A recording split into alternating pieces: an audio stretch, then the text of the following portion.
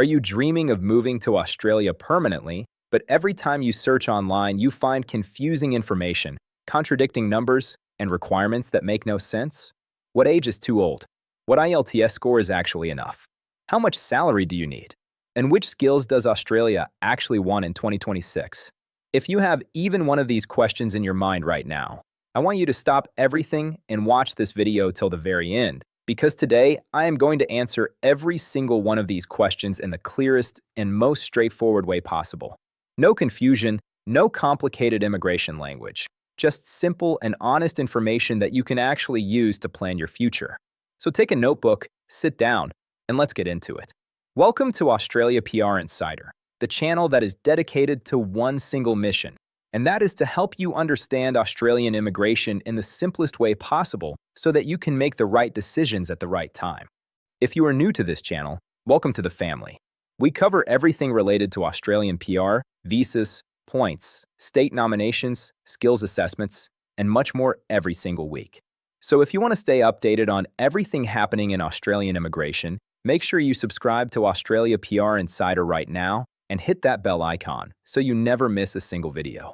Now let's get straight into today's topic because there is a lot to cover. Australia's permanent residency system in 2026 is a points-based system, and this is the foundation of everything.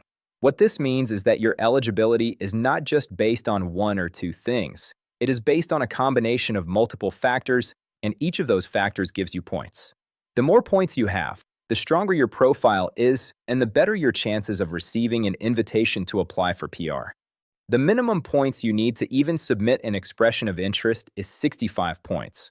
But in reality, the competition is high, and most people who actually receive invitations have between 80 and 100 points, or even more in some cases. So the goal is not just to meet the minimum. The goal is to score as high as possible. Now let me walk you through every single factor that affects your points and your eligibility. The very first thing we need to talk about is age, because age is one of the most powerful factors in the entire points system, and it is also one of the most time-sensitive ones. For the main points-tested skilled visas, which are the subclass 189, subclass 190, and subclass 491, you must be under 45 years of age at the time you receive your invitation to apply for the visa. Once you cross 45, you are no longer eligible for these visa subclasses, and the door essentially closes for the points-tested pathway. But here is the part that most people do not talk about enough. Your age does not just determine eligibility, it also directly determines how many points you get. If you are between 18 and 24 years old, you receive 25 points for age.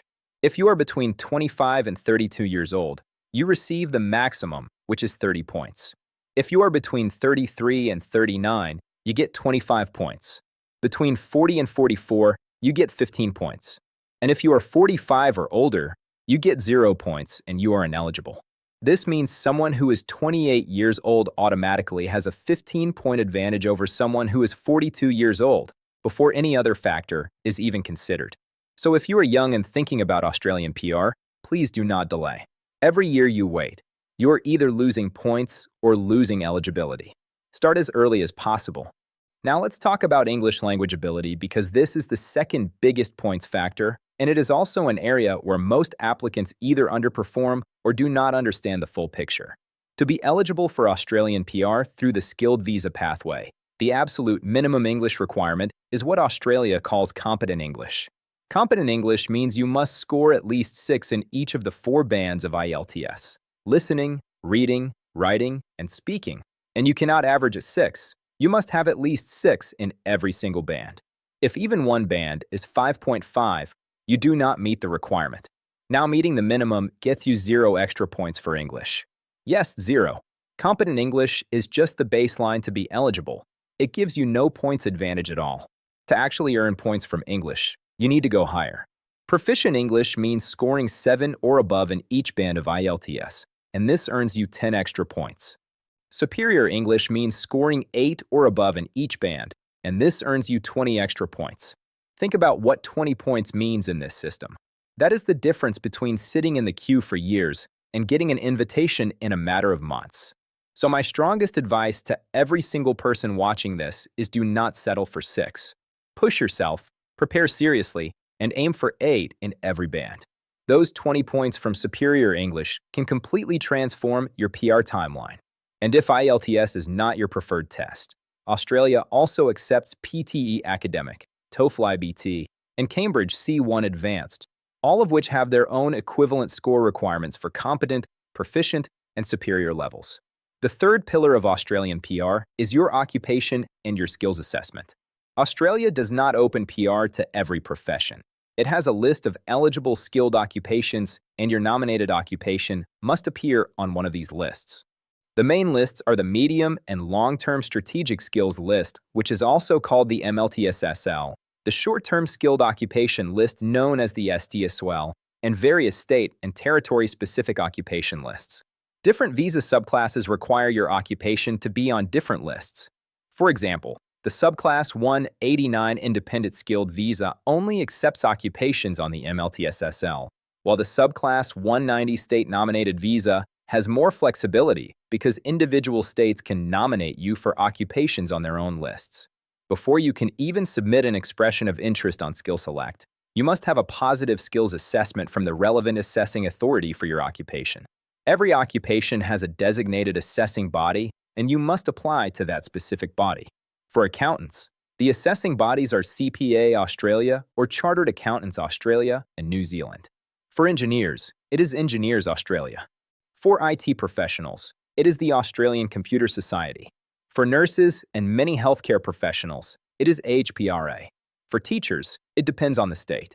The skills assessment process involves submitting your qualifications, transcripts, and work experience evidence, and the assessing body then evaluates whether your background meets Australian standards. This process can take anywhere from 4 weeks to 6 months or more, depending on the occupation and the assessing body. So you need to plan well in advance and not leave this to the last minute. Now let's talk about work experience because this is another major source of points, and it rewards people who have been working in their skilled occupation for a long time. If you have been working in your nominated skilled occupation and your experience meets the required standard, here is how the points break down. 1 to 3 years of skilled work experience gives you 5 points. 3 to 5 years gives you 10 points. 5 to 8 years gives you 15 points. And 8 or more years gives you 20 points. Now here is an important distinction. Australia separates overseas work experience and Australian work experience. If you have Australian work experience in your nominated occupation, you earn additional points on top of your overseas experience points. 1 to 2 years of Australian work experience gives you 5 extra points. 3 to 4 years gives you 10 extra points. And 5 or more years of Australian work experience gives you 15 extra points. This is why many applicants choose to come to Australia on a temporary skilled visa first, build up Australian work experience, and then apply for PR, because the extra points from Australian experience can dramatically increase their invitation chances. Your education qualifications are also a significant source of points in the Australian PR system. If you have a doctorate degree from an Australian educational institution, you receive 20 points. If you have a bachelor degree, master's degree, or a diploma from an Australian institution, you receive 15 points. If you have a bachelor degree or higher from outside Australia that is relevant to your nominated occupation and meets the required standard, you receive 10 points. Additionally, if you completed at least 2 academic years of study in regional Australia, you can claim 5 extra points. And if you hold a degree, diploma, or trade qualification that is directly relevant to your nominated occupation, that specialist education qualification can give you an additional 10 points.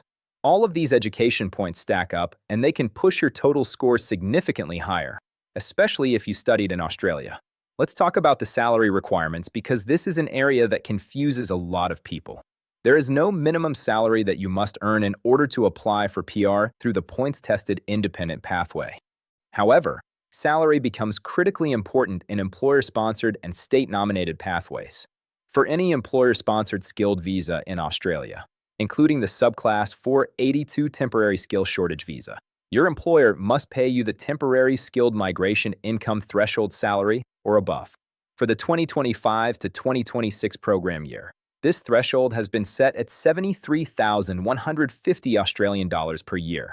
This figure is reviewed and updated every year, so always check the latest Department of Home Affairs guidelines. For state-nominated visas, Individual states sometimes have their own salary requirements or income thresholds that you must meet to be eligible for their nomination. These vary by state and by occupation. So if you are pursuing the subclass 190 or 491 pathway through a state, make sure you check that specific state's requirements carefully. There are also several other bonus points that many applicants overlook.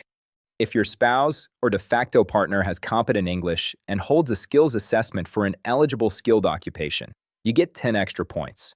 If you are single or if your partner is an Australian citizen or permanent resident, you also get 10 points. Community language qualifications that are accredited in Australia can give you 5 points. Study in regional Australia, as mentioned earlier, gives you 5 points.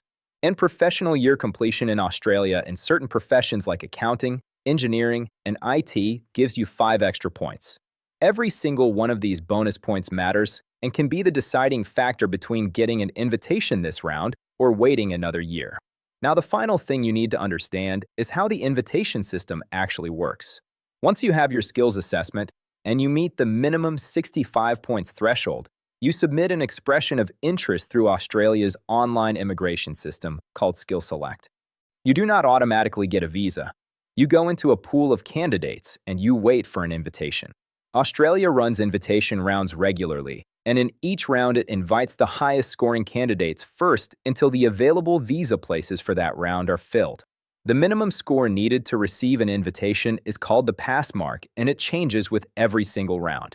In recent rounds, the pass mark for the subclass 189 has been as high as 90 points for some occupations, while the subclass 491 regional visa has had lower cutoffs, sometimes in the 65 to 75 range. This is why scoring as high as possible is so important. The difference between 70 points and 90 points is the difference between waiting for years and getting invited within months. So here is your complete 2026 Australia PR roadmap in simple terms. You need to be under 45 years old. You need at least IELTS 6 in every band, but you should be aiming for 8. Your occupation must be on an eligible skilled occupation list, and you must have a positive skills assessment from the right assessing body. You need to accumulate as many points as possible from age, English, qualifications, work experience, and any bonus factors. You need to meet the salary threshold if you are pursuing an employer-sponsored or state-nominated pathway. And then you submit your expression of interest and compete for an invitation. That is your full, clear, and honest picture of Australian PR requirements for 2026. I really hope this video helped you understand exactly where you stand and what steps you need to take next. If this was helpful, please give this video a big thumbs up right now. It genuinely helps Australia PR Insider reach more people who are on the same journey as you. Subscribe to Australia PR Insider if you have not already, and turn on notifications so you never miss a video. Drop your questions, your current points score, or your occupation in the comments below. I read every single comment, and I will do my best to reply to yours personally. Your Australian dream is real, and it is possible. You just need the right information and the right plan. Until the next video, keep taking steps forward. I will see you very soon.